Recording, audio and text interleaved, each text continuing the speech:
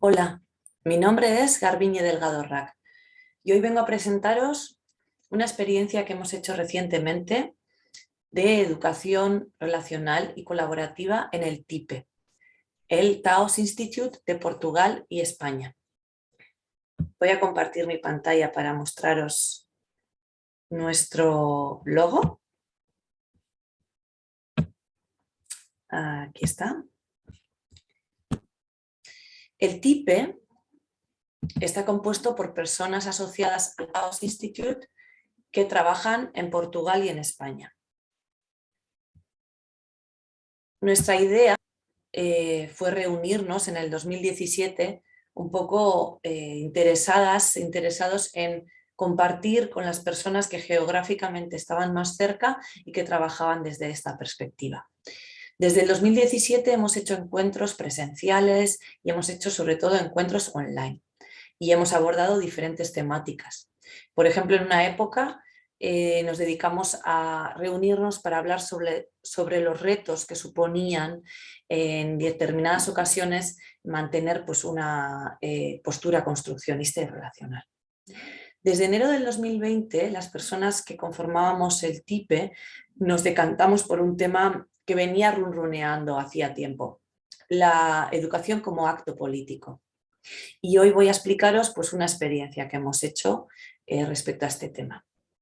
Inicialmente decidimos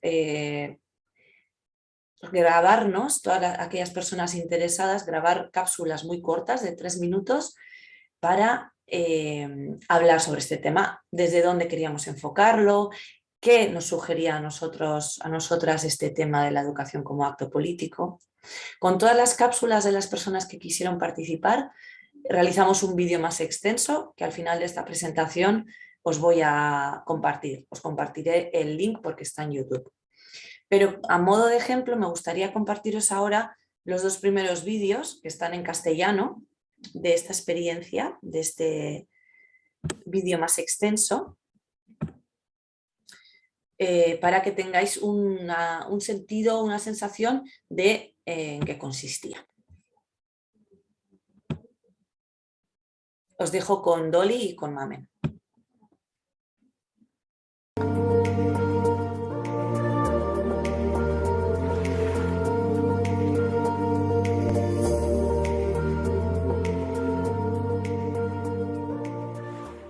Al intentar responderme a esta pregunta, me veo afectada como mujer que está seducida por las maneras de estar y hacer del construccionismo social.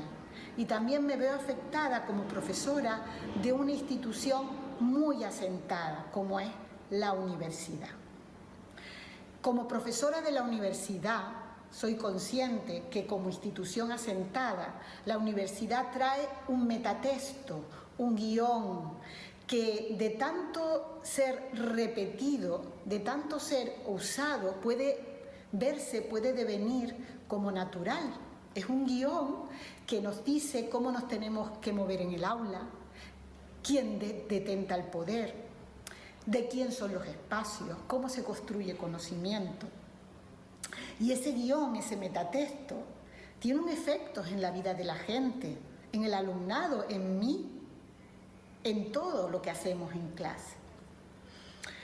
Como mujer seducida por el construccionismo social, considero que puedo llevar a cabo un acto político cuando deslizo algunos gestos, algunos pequeños movimientos que hacen subvertir el orden de ese metatexto, de ese guión que trae la institución asentada que es la universidad. Y cuando realizo esos pequeños gestos, cuando realizo esos pequeños movimientos, veo que aparecen otras posibilidades, aparece un encuentro pedagógico que acepta la multiplicidad de sentidos y saberes de la educación. Pequeños gestos que generan movimiento. Aquí invita a que mi posición en el aula sea central, a que mi posición en el aula sea excéntrica. ¿Qué conversación conversaciones propicio cuando desafío mi identidad docente establecida? ¿Qué conocimientos construyo? ¿A qué mundo estoy invitando? Cuando tuneo mi clase, como si estuviéramos en un salón de casa, tomándonos un café, disfrutando del de estar juntos. Desde mis vivencias, sí, considero que todo acto educativo es un acto político. Desde mis vivencias considero que en algunos momentos gozosos he podido vivir la docencia no solamente como un texto legible para el alumnado, sino y sobre todo como un texto escribible momento a momento por todas las personas que estamos en el salón de clases. Sí, es un acto político. Pensando en grabar este vídeo para compartir en el TIPE, me encontré con un texto de José Luis Veral que se titula La micropolítica, un sentimiento. Y en este texto el autor nos invita a entender la micropolítica como una vivencia que se debe sentir, como un acercamiento, una forma de acercarnos a lo que sucede en un centro educativo, en una clase, en la universidad o en un despacho como este despacho que es el mío, ¿no? Y en este acercamiento nos recuerda que esta micropolítica es el convencimiento de que distintas realidades o posibles realidades podemos crear y vivir en un espacio y tiempo, aunque sean irrepetibles. Y esto fue lo que me convocó a traer una experiencia que viví hace 2 días, en este espacio, en este despacho, que es mi despacho. Mi despacho, ya lo estoy pensando, perdón. Esta experiencia versa o fue sobre lo siguiente. Entró por esta puerta de mi despacho Javier, un alumno del grado de psicología que venía a conversar conmigo sobre su TFG. Y cuando él entró, después de saludarnos, soy muy besucona con los alumnos, y preguntarnos cómo estábamos, le invité a que se sentara aquí, en esta silla, en mi silla, donde yo me suelo sentar. Y yo me senté en estas otras sillas donde se suele sentar el alumnado que me viene a ver. Él inmediatamente se sentó, pero rápidamente se volvió a levantar y puso una cara de extrañeza y dijo, qué raro es esto, dijo, ¿no?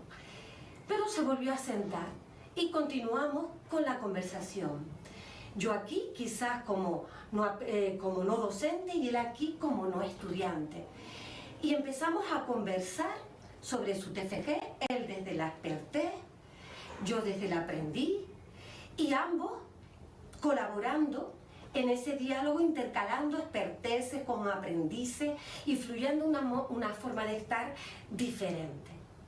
Y de pronto pensé, ya sé, esta es la idea para el vídeo, porque pensé, ¿qué poder tiene una silla roja? Esta es mi experiencia de micropolítica que quiero compartir. ¿Por qué la educación es un acto político? Porque Bueno, reproduce las un formas de segundo. relación social previas, consideradas como pertinentes o adecuadas. Ahí se me ha colado un poco el vídeo de Jesús, que sería el siguiente, y así hasta 8 participantes participamos en esta experiencia. Así, muy bien. Entonces, lo dicho, luego os voy a compartir el vídeo extenso, o el link al vídeo extenso. Bueno, ahí están las ideas de Mamen, Dolly, ahí venía Jesús también a compartirnos las suyas, etc. Después de esta experiencia de reunir los vídeos, de escucharnos, de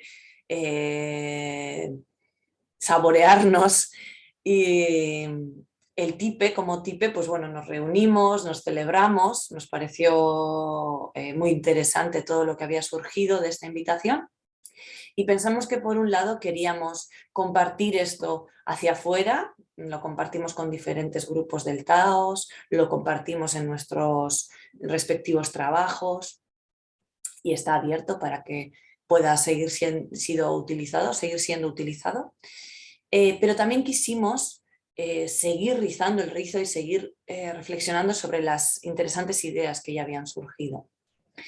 Una manera de hacer lo que se nos ocurrió fue realizar el ejercicio del cadáver exquisito.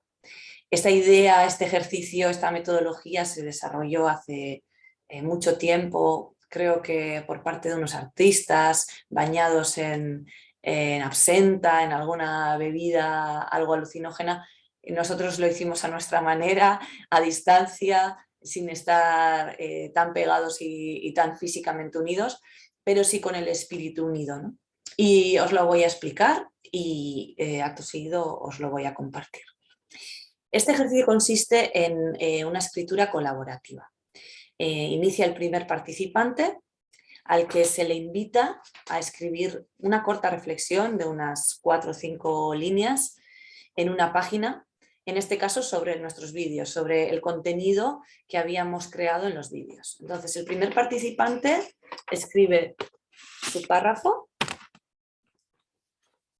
y dobla la página resaltando 3 o 4 palabras para el siguiente participante, el cual recibe estas 3 o 4 palabras y teniendo en la cabeza los vídeos, el tema en cuestión y las 3 o 4 palabras, están aquí arriba, escribe su propio párrafo, vuelve a doblar la página resaltando 3 o 4 palabras o, por ejemplo, una frase. Y le pasa el papel al siguiente participante, que hace lo propio hasta que todas las personas participantes escriban sus reflexiones. Al final tenemos una historia escrita colaborativamente, que en nuestro caso quedó de la siguiente manera. Voy a compartir la pantalla otra vez.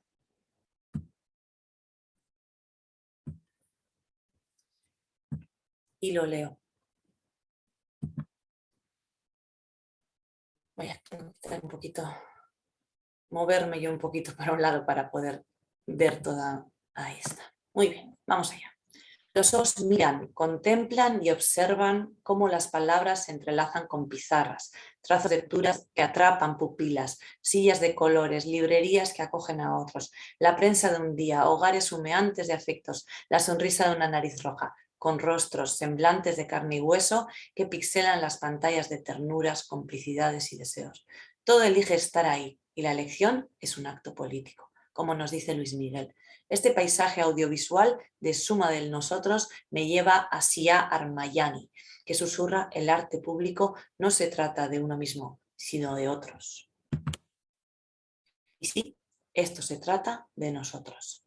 En definitiva, los nosotros, en lo cotidiano, son grupos de los que formamos parte a lo largo de nuestra vida. Nos dan sentido de pertenencia e identidad. Pertenecer es ser en relación a. Es una construcción viva que nos hace vivir. Durante los últimos 15 años he mantenido conversaciones y diálogos reflexivos con operadores, mujeres y hombres sociales, sobre su identidad profesional. En definitiva, sobre cómo construyen su identidad y cómo comparten esos nosotros públicos que reciben por encargo social. Estamos en un momento crítico en el que la cultura del déficit se expande por efecto de la pandemia. Hablar de psicopatología nunca fue ni tan barato ni tan rentable. Me gustaría seguir reflexionando y dialogando sobre la crisis de pertenencia, sobre las dificultades y posibilidades que tenemos para ser en relación, sobre los recursos creativos que alimentan nuestras identidades. Identidades que transitan entre aulas con tarimas donde elevar la voz experta del profesorado, pupitres que miran a la pizarra en una dirección fija de la que emana un saber único, despachos con sillas rojas cargadas de significados políticos, relacionales y otros. Nuestras identidades que tienen una responsabilidad en estos espacios educativos se han cuestionado y se siguen cuestionando día a día.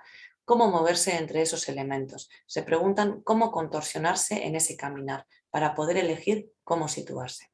Cuando la respuesta a esta relación implica descentralizar el poder, salirse de los márgenes imperantes o jugar en las fronteras, los recursos creativos, pelucas, disfraces, materiales, se convierten en herramientas para diluir barreras. Y también otros que se manifiestan de formas sutiles y delicadas, como la forma de mirar al alumnado, de hablarle y escucharle. Palabras que me llevan a enredarme en el audio de mis compañeros del TIPE, y les miro y les escucho. Y un vínculo de complicidad aparece más allá o más acá del contenido de sus palabras. Siento un ritmo acompasado por el deseo de crear algo juntas. Bum, bum, bum, bum. Y en ese sencillo ritual de comunidad entreveo un potente acto político que desborda las costuras de lo establecido. Nada es y todo puede ser. Escucho en el audio, inventando mundos posibles en cada encuentro. El hechizo del encuentro, abracadabra.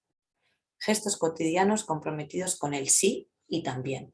Una educación con muchas eses, que socave las narraciones únicas y que enreda prácticas, deseos, afectos, sentidos, como la cinta azul del artista María Lai. Les veo, nos vemos en educaciones que inviten a jugar en los límites y con los límites, como rayuela en movimiento, danzando para crear los entre, mientras nos tocamos y nos hacemos y nos deshacemos. En esos entre que nos tocamos, hacemos y deshacemos, en esos entre somos y devenimos, como Dolly, que invita en sus clases a distintas formas de estar, o Mamen y Javier, que dejaron de ser docente y estudiante para devenir en experto y aprendiz, respectivamente, retando las formas de relación social previas que mencionaba Jesús. Tanto uno como la otra pudieron sentir la influencia mutua, Luis Miguel, construyendo sus propias identidades por medio de esa danza relacional. Ricardo. Y gracias a esas danzas emerge la poética social y la creatividad a la que Miriam nos invita, para co-crear un artículo de opinión, como Garbiñe, o unas sesiones formativas y talleres motivantes, como lo hacen Silvia y Evelyn. Elena propone que es así como construimos comunidad, humanidad y conciencia crítica. Por eso la educación necesita ser un espacio de ennoblecimiento colectivo, de respeto profundo y inclusión, pero también se convierte en un acto político porque los educadores tendrán que oponerse a los que están en el poder y tantas veces tratan los aprendices enseñantes como objetos deshumanizados. Educar se transforma entonces en múltiples caminos labrados por toda la comunidad educativa, humanizada y crítica, de forma que la práctica transborde de sí misma. Hacer de ella una acción de libertad nos recuerda que no hay trabajo educativo alejado de valores, no existe apartado de ideales sociales. Como lo decía Paulo Freire, nadie educa a nadie, nadie se educa a sí mismo. Los hombres se educan entre sí, mediatizados por el mundo. Y el mundo es político, y la educación a su vez es política. Y esa política nuestra, que a pesar de ser mundo no es mundial ni verdadera, empieza hace unos 2700 años. Nos lo recuerda nada más y nada menos que Jorge Luis Borges. Cuando un grupo de personas en una antigua polis griega se pusieron a conversar sin límites y sin un objetivo determinado. Conversar por conversar. Lo demás, estructuras, métodos, modelos, objetivos, vendrá después. Y es que ha de venir. Si es que ha de venir. Probablemente sí. Una educación como política es una relación conversacional. Nace ahí como todo y no muere nunca, para nuestra fortuna. Este fue el documento de escritura relacional que redactamos entre las personas participantes. Fue un aprendizaje relacional y sigue siéndolo. Esperemos que sea de utilidad. Y ahora os voy a dejar pues, con unas preguntas que quieren ser generadoras y con las últimas diapositivas de esta exposición, con nuestros datos de contacto y los agradecimientos. Comparto la pantalla.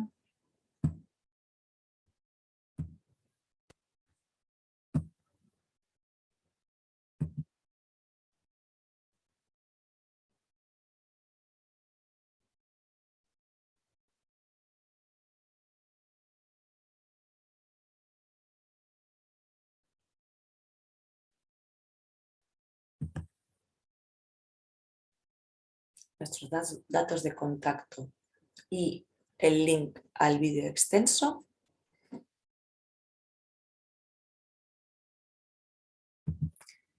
Y mi más sentido agradecimiento a las personas que hicieron posible este proyecto del TIPE.